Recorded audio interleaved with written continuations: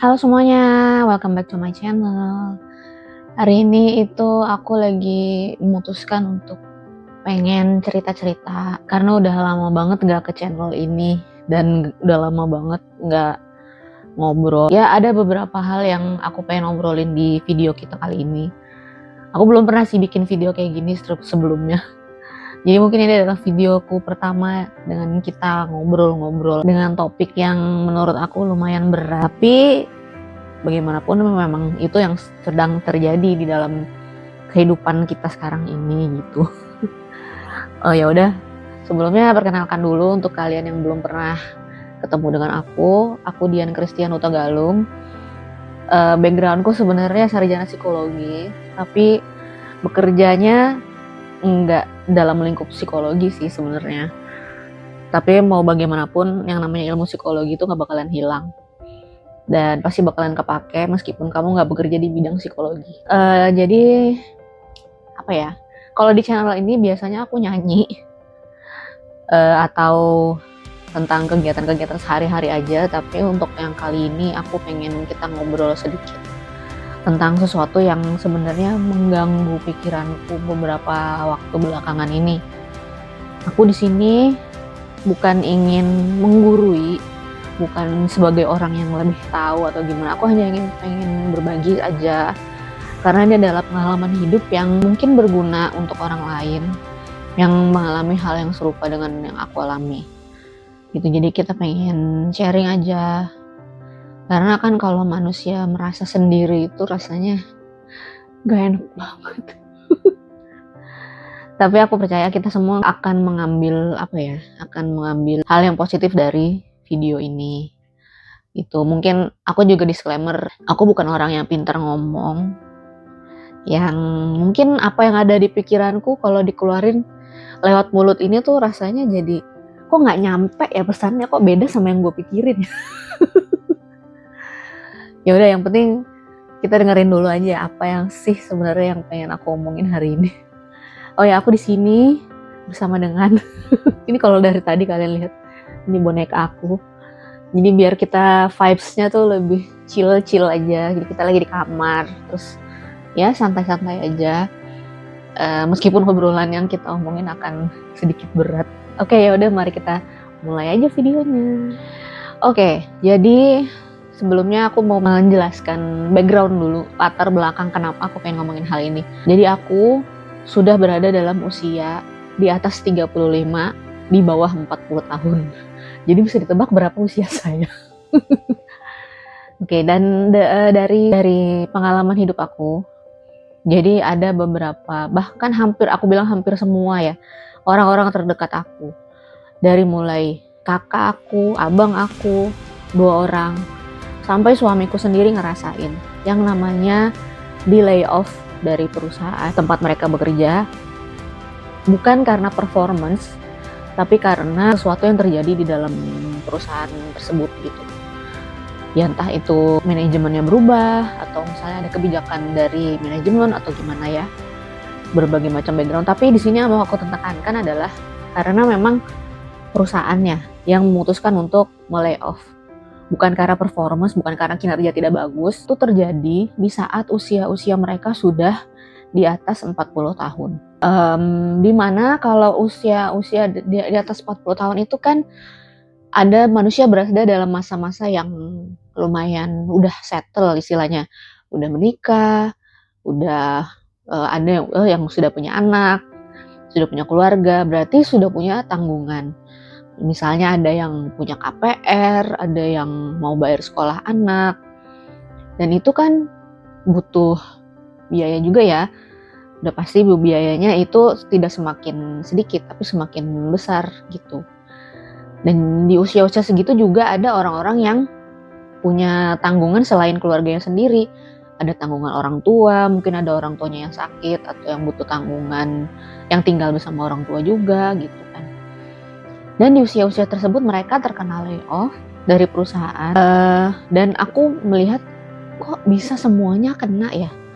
Semua orang dalam hidup aku gitu, tanpa terkecuali. Padahal mereka bekerja di industri pekerjaan yang beda-beda. Maksudnya perusahaannya, jenis-jenis perusahaannya juga beda. Perusahaan, ya memang perusahaan swasta sih, tapi kan scale-nya beda-beda lah gitu. Tapi kok di perusahaan kecil begini, di perusahaan besar juga begini. Berarti kan ada benang merahnya gitu. Jadi berarti memang mungkin budaya perusahaannya seperti itu saat ini. Apa ya? Aku jadi kepikiran sendiri gitu. Aku udah di usia menuju 40 nih. Apakah nanti aku akan mengalami seperti yang mereka alamin juga? Nah, kalau misalnya amit-amit aku kena, terus apa yang harus aku lakukan? Nah, itulah sebenarnya latar belakang kenapa aku pengen mengangkat ini, pengen ngobrolin ini ke YouTube aku, ke channel pribadi aku. Selain buat awareness buat teman-teman yang memang lagi dalam usia seperti aku, apakah kita perlu mempersiapkan juga untuk suatu saat apakah nanti kita akan merasakan ini, meskipun ya nggak ada yang pengen di lay off kan, maksudnya nggak ada yang pengen tiba-tiba nggak punya pekerjaan gitu. Tapi in this economy kita nggak bisa berharap banyak sih sebenarnya sama perusahaan, karena kita dengan perusahaan itu terikat kontrak bekerja secara profesional. Kalau misalnya memang kita sudah dirasa ya tidak menguntungkan untuk perusahaan, ya udah pasti perusahaannya akan ngekat kita mau nggak mau gitu. Aku juga sempat ngobrol sama kakak aku, gimana sih perusahaannya udah bertahun-tahun kerja di perusahaan itu, udah dibantuin lah istilahnya dari nol sampai sekarang perusahaannya berkembang segala macam. Giliran udah berkembang gue dibuang gitu aja nih gitu istilahnya. Itu sebenarnya ada efek-efek psikologisnya juga mau nggak mau kan ke kitanya gitu. Kita jadi merasa rendah diri, kita jadi merasa tidak dianggap, tidak dihargain gitu. Nah, jadi berdasarkan dari segala pengalaman itu juga aku mencoba untuk merangkum kira-kira apa yang kita butuhkan sebelum kejadian seperti anggota-anggota keluargaku ini di usia 40. Oke, yang pertama itu adalah, yang paling aku catat itu adalah 1, punya tabungan. Memang ini adalah hal yang menjadi menjadi pergumulan juga buat aku. Karena aku tuh sebenarnya orang yang sangat susah menabung. Gimana ya, aku tuh ya namanya perempuan gitu, aku senang belanja, aku senang ngeliat yang lucu-lucu, terus yang ini kayak ini tiba-tiba nih, ini apaan nih? Ini kamu tahu nggak ini apaan? Ini tuh sebenarnya tumbler, tutupnya tumbler gitu, beli di 21. Waktu kalau misalnya mau nonton kan ada tuh beli-beli ya, minuman-minuman apa gitu. Ini tutupnya. Kayak what gitu.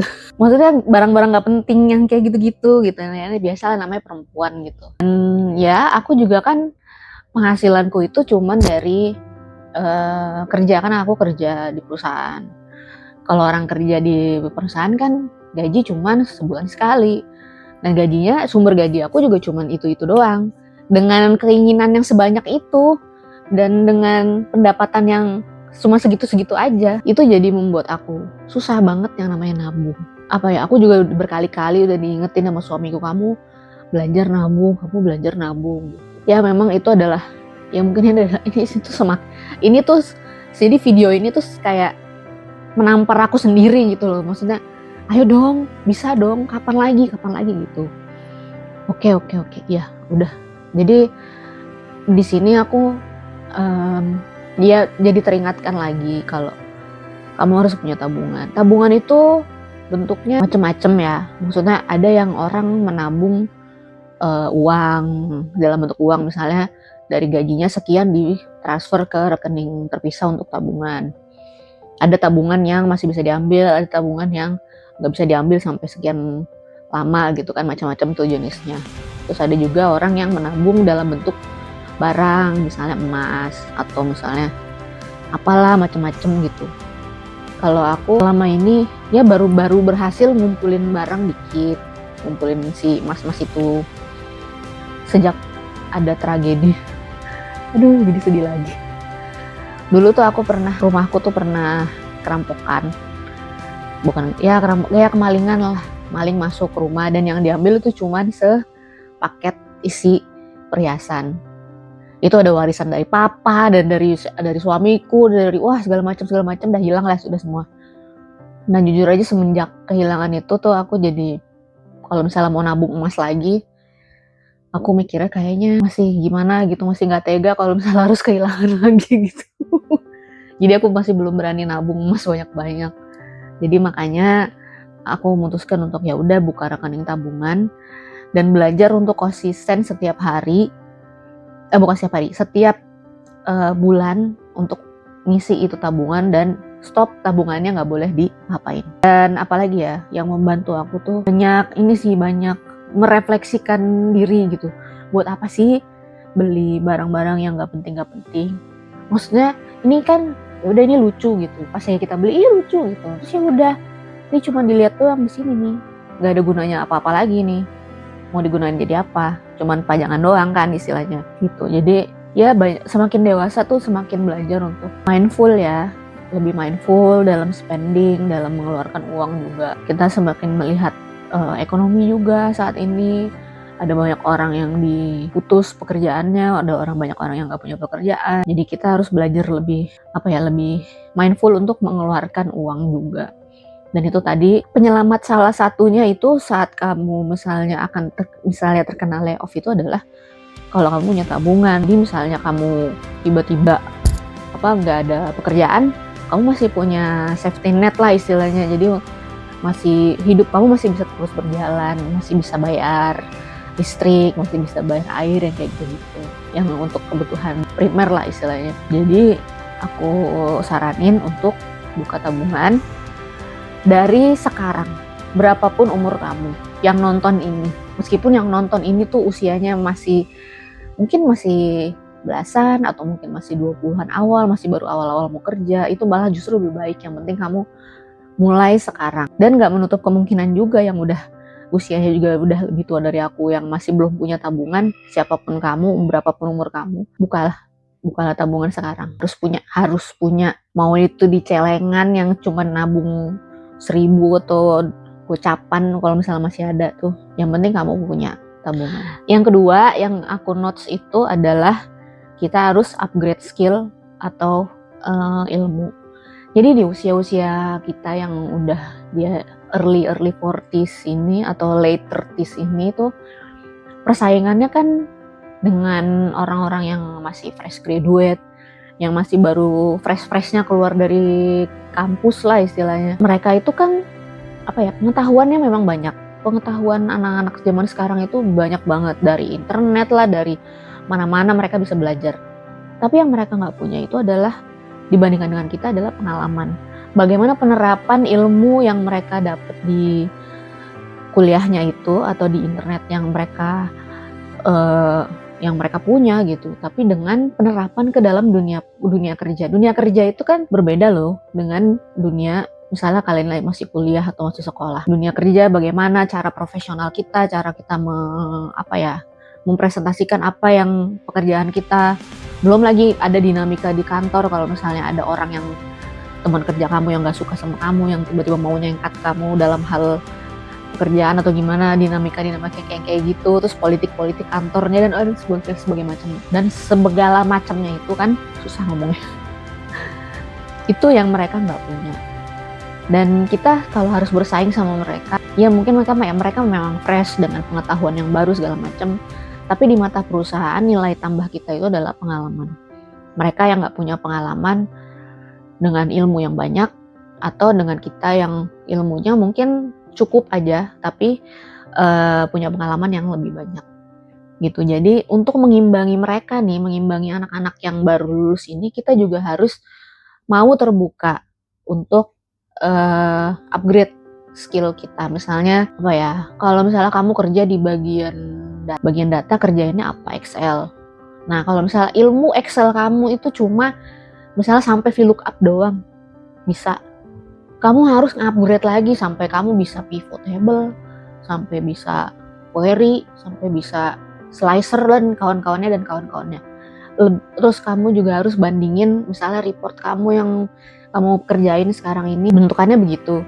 Terus kamu lihat lagi report dari perusahaan lain atau teman kamu yang sama tapi di perusahaan yang lebih besar gitu, bagaimana report dia, cara dia bikin tabel, cara dia gimana, itu banyak banget ilmu yang bisa kamu ambil gitu untuk nge-upgrade skill diri kamu sendiri. Nah, kalau misalnya kamu juga punya teman yang lebih muda, jangan malu juga untuk ngambil ilmu dari mereka. Mereka punya ilmu apa sih? Misalnya ilmu terbaru dari kampus atau misalnya ilmu tentang sosial media. Mungkin pekerjaan kamu nggak ada hubungannya sama sosial media, tapi nggak ada salahnya belajar juga tentang sosial media dari mereka. Bagaimana cara misalnya public speaking, misalnya bagaimana cara ngebuat konten, bikin video, ngedit, segala macam. Itu anak-anak zaman sekarang tuh jago-jago banget loh. Dan mereka itu menurut aku lebih kritis. Jadi nggak seperti kita yang kalau misalnya dapet tugas dari atasan, ya pak, siap pak, kerjain, ngeng gitu. Nggak, yang aku tahu itu misalnya gini, kita kan ngasih tahu nih ke bawah, ke anak yang masih muda misalnya, kamu cara ngerjainnya begini-begini ya. Oke, terus dia mencerna sebentar, terus dia bilang, ada nggak cara yang lebih mudah? Kalau misalnya cara yang kayak begini-begini gimana? Mereka bakalan lebih banyak kayak gitunya gitu, lebih banyak kritisnya. Dan kita juga harus legowo, harus belajar juga, oh iya, ada nggak ya cara yang lebih mudah? Kalau ada cara yang lebih mudah, kenapa nggak pakai cara itu aja gitu kan? Gimana ya, jadi kita tuh jadi lebih terbuka pikirannya, meskipun mereka ini anak-anak yang muda, tapi kita bisa masih ngambil sesuatu gitu dari mereka. Dan mereka juga pasti kan dapetin banyak dari kita, misalnya kalau kita pengalaman dalam hal apa, mengatasi konflik-konflik di kantor gitu. Terus ya udah berbagilah dengan mereka gitu. Karena mereka kan belum mengerti ya, karena masih baru juga. Dan menurut aku yang namanya nge-upgrade skill itu nggak ada ruginya gitu. Meskipun tadi yang seperti aku bilang, kalau misal ilmu tentang sosial media mungkin gak dipakai di kantor kamu sekarang, tapi kamu bisa mengembangin sosial media kamu sendiri, ngembangin online presence kamu. Mungkin kamu punya skill-skill, atau bukan skill ya, mungkin punya bakat-bakat terpendam yang seharusnya bisa dieksplor lebih lagi di sosial media pribadi kamu. Lakukan aja selama itu tidak bertentangan dengan apa yang kamu kerjain di kantor, menurut aku gitu. Dan itu juga bisa nanti jadi alternatif kita. Ini ke poin ketiga. Ayo kita langsung ke poin ketiga aku yang aku siapin di sini adalah siapin alternatif pekerjaan. Seperti yang aku bilang tadi, kalau misalnya kita tiba-tiba hari ini udah nggak bekerja lagi di perusahaan, ya udah, oke, kita harus siapin kira-kira aku mau ngapain ya. Misalnya mau ngelamar lagi ke perusahaan yang lain atau gimana, tapi itu kan butuh waktu. Dan untuk usia-usia di atas 40 untuk ngelamar pekerjaan lagi ke perusahaan itu kayaknya udah lumayan sulit ya, kecuali memang ada kenalan-kenalan yang langsung gitu loh. Jadi yang misalnya lagi butuh apa. Kalau misalnya untuk ngelamar pekerjaan sendiri itu kan takes time. Tapi kira-kira apa nih yang bisa kita kerjakan selama kita lagi menunggu, misalnya akan mau ngelamar pekerjaan lagi, yang bisa kita lakukan apa? Kalau menurut aku, kita siapkan itu berdasarkan dari kesenangan kita dulu. Misalnya seperti yang tadi aku bilang, ada bagian ke sosial media. Kamu punya sosial media nih, terus selama ini nggak pernah kamu kembangin, nggak pernah kamu coba explore kira-kira apa yang dalam diri kamu yang jadi minat kamu, terus yang kira-kira bisa menarik untuk dilihat orang atau menarik untuk kamu jual bahkan. Misalnya kamu suka gambar, atau misalnya kamu suka melukis atau apa. Coba buat video kamu lagi melukis, atau buat video cara step by step kamu cara menggambar bunga matahari atau apa gitu. Terus bikin di video atau apa, atau upload ke sosial media kamu. Atau kalau misalnya kamu punya skill fotografi, nah coba beberapa hal, misalnya kalau yang aku tahu itu kamu bisa jual foto kamu di di website kayak Getty Image atau Stock Image atau something gitu. Bisa kamu cari tahu. Terus apa ya? Pokoknya menurut aku di zaman sekarang ini, di zaman era digital seperti ini tuh, jenis-jenis pekerjaan itu banyak. Nggak cuman harus kita duduk di kantor dari jam 9 sampai dari jam 5 tuh.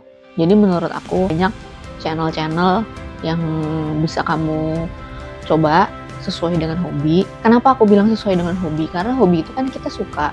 Jadi kalau kita ngerjain sesuatu yang kita suka, itu pasti nggak berasa kayak kerja. Dan kalau misalnya dari hobi itu bisa jadi pekerjaan, itu kan adalah hal yang apa ya, hal yang menyenangkan gak sih ngerjain hobi sendiri gitu. Dan positifnya lagi, kalau misalnya kita yang terbiasa kerja terus jadi diem, jadi nggak tahu mau ngapain, itu ada bakalan efek ke badan kamu juga. Bisa jadi kamu akan jadi gampang capek, jadi lemes, jadi nggak mau ngapa-ngapain, jadi kayak orang sakit nanti jadinya. Jadi lebih baik kamu kerjakan aja apa yang bisa kamu kerjakan saat ini. Atau bisa juga kamu ngerjain project-project di rumah atau di mana yang udah lama pengen kamu coba, karena nggak ada waktu jadi nggak sempet. Misalnya aku pengen ngecat rumah, bahannya udah ada nih dari 6 bulan yang lalu, tapi aku nggak punya waktu buat ngerjain. Ya udah kerjain. Pokoknya apapun yang bisa kamu kerjain ya tetap dikerjain, tetap harus dikerjain gitu. Jadi buat badan kamu, buat tubuh kamu mengerti kalau meskipun aku nggak punya pekerjaan 9 to 5 tiap hari, tapi aku juga mengerjakan sesuatu gitu. Jadi kamu tetap merasa hidup kamu itu bermakna, hidup kamu itu aku tetap mengerjakan sesuatu. Meskipun itu bukan seperti pekerjaan yang biasanya aku lakukan setiap harinya gitu. Oke, dari ketiga hal itu yang bisa aku sampaikan di video kita kali ini.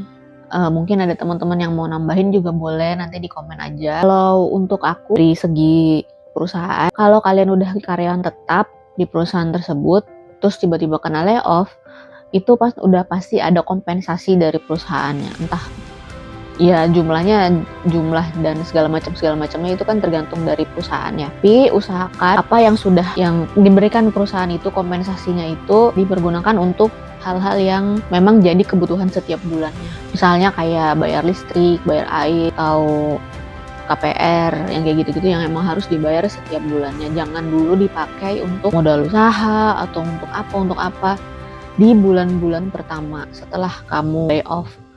Karena mungkin di bulan-bulan pertama itu kamu masih galau, masih pikirannya tuh masih belum terlalu gimana gitu. Jadi hindari mengambil keputusan yang besar saat kita lagi dalam kondisi yang tidak stabil. Jadi saran aku, kita stabilkan dulu mental ini. Kita menerima dulu, oke, saya di layoff. Oke, saya sudah tidak bekerja lagi secara 9 to 5. Dan setelah kamu belajar untuk menerima keadaan saat itu dan kamu udah siap dengan diri kamu, oke, saya akan mencari tahu apa ya yang harus saya lakukan dalam hidup ini setelahnya. Nah, baru itu boleh kamu pergunakan untuk yang lain-lainnya. Karena ya dari aku melihat keadaan di sekitar aku aja sih, kalau kita ngambil keputusan saat kita lagi emosi atau saat kita lagi tidak stabil, itu dampaknya lumayan menyakitkan juga. Jadi demi menghindari yang kayak begitu-begitu, lebih baik kita mengambil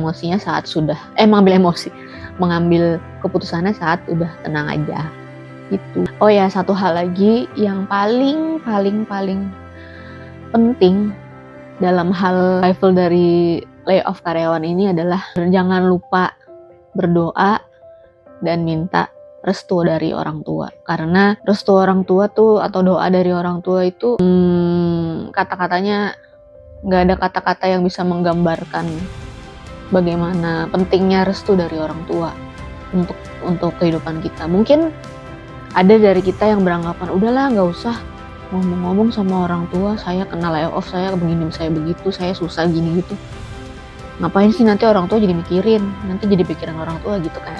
Aku juga pernah sih berada dalam posisi seperti itu, tapi setelah konfirmasi nih, malah justru orang tua pengen supaya anaknya itu ngasih tahu apa yang sedang terjadi dalam kehidupannya dia.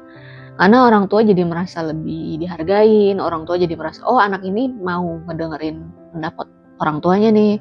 Anak ini masih mau dekat sama orang tuanya, masih mau peduli sama orang tuanya gitu loh. Jadi meskipun memang iya mungkin orang tua jadi ya ampun nanti anakku gimana, nanti anakku begini, anakku begitu. Memang, tapi percayalah kalau misalnya kita udah ngomong sama orang tua, keadaan saya begini-begini, terus orang tua oke, nggak apa-apa, terus orang tua ngedoain kita, itu pasti ada aja jalan yang terbuka dari doa orang tua itu gitu. Percaya deh sama aku. Pokoknya jangan lupa selalu minta doa restu sama orang tua. Sama jangan lupa berdoa. Karena apa yang sudah terjadi di hidup kita itu semua dalam kendali Tuhan. Jadi Tuhan tahu apa yang sedang terjadi dalam hidup kita, dan apa yang akan terjadi pun Tuhan tahu. Jadi mungkin saat-saat ini Tuhan tuh pengen menunjukkan sesuatu kali sama kita. Tuhan pengen menunjukin kalau jalan kamu tuh dengan perusahaan ini udah selesai sampai di sini aja. Kamu harus ke jalan yang selanjutnya. Nah, jalan yang selanjutnya itu kan kita belum tahu apa. Makanya kita jangan pernah lepas dari bimbingan Tuhan, karena Tuhan tahu yang terbaik buat kita. Percayalah padaku, selama kita berada dalam bimbingan Tuhan di jalan yang benar, pasti kita akan sampai ke tujuan yang lebih baik gitu. Oke, teman-teman, terima kasih sudah mendengarkan aku berkicau hari ini. Untuk teman-teman yang sedang berada dalam masa-masa seperti ini, I know, it is hard, I know. Memang hidup itu berat. Hidup itu nggak akan jadi lebih mudah, percayalah. Semakin kita tua, semakin kita bertambah usia lah, hidup itu bukan jadi lebih mudah, tapi jadi lebih berat. Tapi seberat apapun itu nggak bakalan terasa berat kalau kita menjalaninya bersama dengan Tuhan gitu. Ya aku juga percaya aku sampai pada titik ini juga karena segala macam pergumulan yang udah pernah terjadi dalam hidup aku sebelumnya gitu. Mungkin aku 20, bukan 20. Mungkin aku 3 tahun yang lalu, aku 5 tahun yang lalu nggak akan pernah bisa berpikir seperti ini, karena aku belum melewati si 3 tahun dan si 5 tahunnya itu yang tadi kan.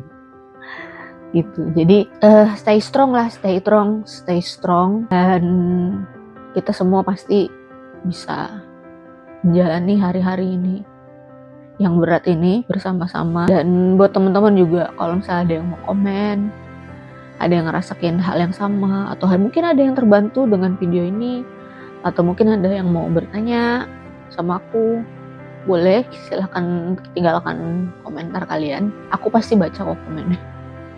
Kalau misalnya mau ada video-video lanjutan seperti ini, bisa juga tinggal di komen juga. Semoga apa yang kita bicarakan hari ini tuh berguna untuk seseorang atau untuk beberapa orang.